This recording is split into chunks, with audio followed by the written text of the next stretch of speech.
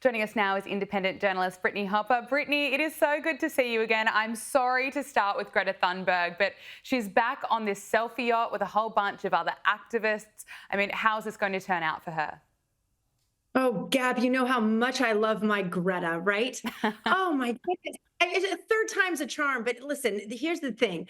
She's going into a war-torn country. There are Mm. laws that she is breaking. She's doing this for attention. We know Hmm. this. Why hasn't she brought any attention to the 700,000 children starving in Sudan? I mean, come on. What is going on here? And if she really wants to bring attention to free the Palestinians, well, free them from Hamas, like we keep Mm. saying. So start talking about that. Start generating more, news about that. What she's doing is attention grabbing. We know this.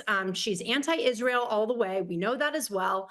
We saw the pictures of her on the flight back that Israel sent her back home. Yes, with the sandwiches and this is just another media grab. And what they'll do is they'll turn her around again, and it'll be the same song and dance. Yeah, it absolutely will. And it was just appalling that she refused to watch the video about the horrific events that took place on October 7 before she was sent back. We'll see if she's maybe if she'll potentially watch it this time. We'll see. Now, Brittney, although you are in Florida now, you used to call LA home, and it's been 8 months since the devastating wildfires that ravaged parts of LA. Of course, the Palisades fire burnt through nearly 24,000 acres. There was so much destruction, and you and I have spoken about how poorly the disaster was handled from the very start and the whole way through due to the incompetence of California Governor Gavin Newsom and LA Mayor Karen Bass. Now, Donald Trump has blasted Newsom and Bass and raised concerns around the potential plans for low-income housing to be built. Take a listen. Well, Los Angeles is an example. You know, it's poorly run. We have a mayor there that can't even get permits to the people that lost their houses. Lee Zeldin got every permit. The hardest permit is the federal permit. Within 20 days, every single permit was there for the people to build their houses. But people are writing us and they're saying they won't give us. The mayor is incompetent. The governor is incompetent. You know, Gavin. I know Gavin very well. He's an incompetent guy with a good line of and he doesn't get the job done. Brittney, what's the latest here, and what's really the sense from people on the ground in terms of just how long things are taking, the red tape that's involved, and of course, the concerns that residents have at this point? Well, Gab, I mean, not only am I from Los Angeles, but also I was living right there in the Pacific Palisades. We had just Mm. sold our home 1 year prior to these fires, and we did extensive work together during that time. What happened was so devastating. And I think even back then, I was saying how it was so mismanaged. And yes, President Trump is 100% right. These two, the Mayor Bass and Gavin Newsom, are two of the most incompetent officials we Mm. have in America, period. What they've done to the state and city is horrific, what they have done. And to allow this or to even talk about this was something that we were hearing about, and everyone was like, oh no, you're being a conspiracy theorist. Don't say that. That's not, this is absolutely horrible for the people, the homeowners who are trying to rebuild, Mm. get permits. This was such a quaint, lovely, one of the most lovely neighborhoods in the country, in my opinion. And I know personally 20, 30 families who are dying to get back into their area Mm. and rebuild. They can't, they can't even get back there and get some of the trash and the fire debris off yet. It's been 8 months since these fires. And I also remember too, back then we were questioning, as a TV journalist reporter who covered extensively so many wildfires for so many years, my entire career. It was like a perfect storm. They knew the winds were coming. They Hmm. didn't have any. They didn't have anyone watching the fire hot spots. Then all of a sudden the fire starts and it was devastation. And then now they want to build affordable housing.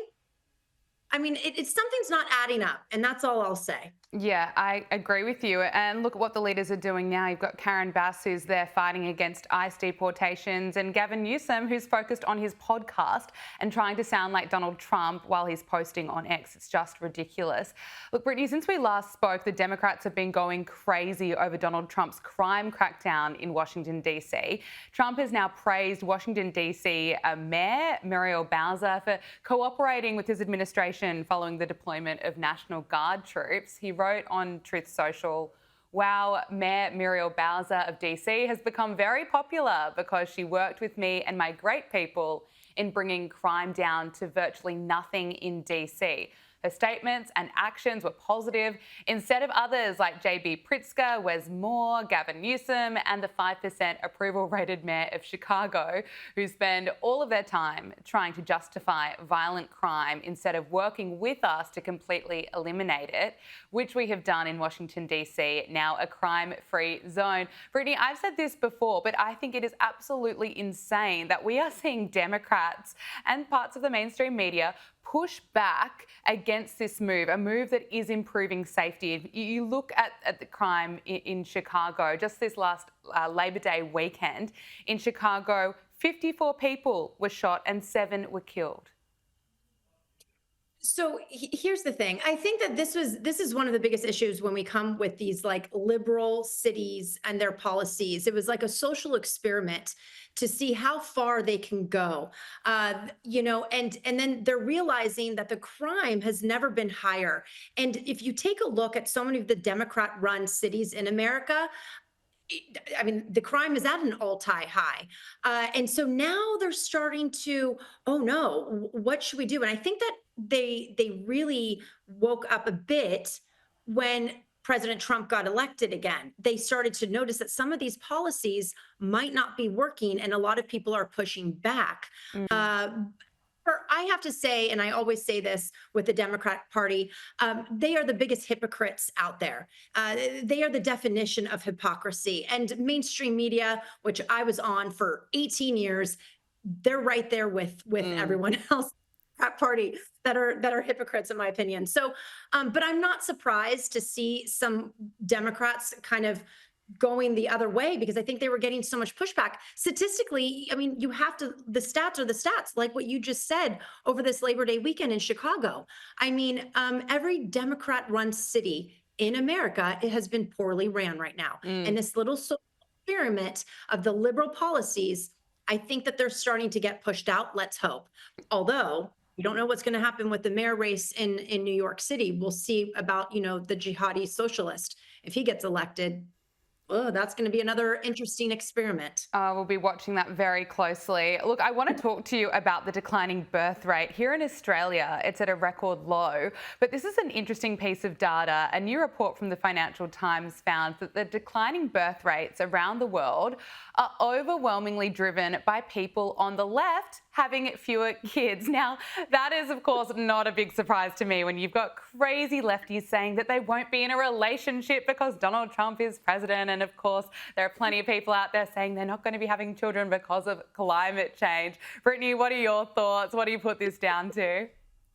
I'm going to try and be a little politically correct here, even though I never am. I mean, listen, as a mother, I'm so happy to hear that more and more progressives are not giving birth and starting families, because they're the ones who are ultimately going to be voting for these policies that we know and we see aren't working. So this is really great news.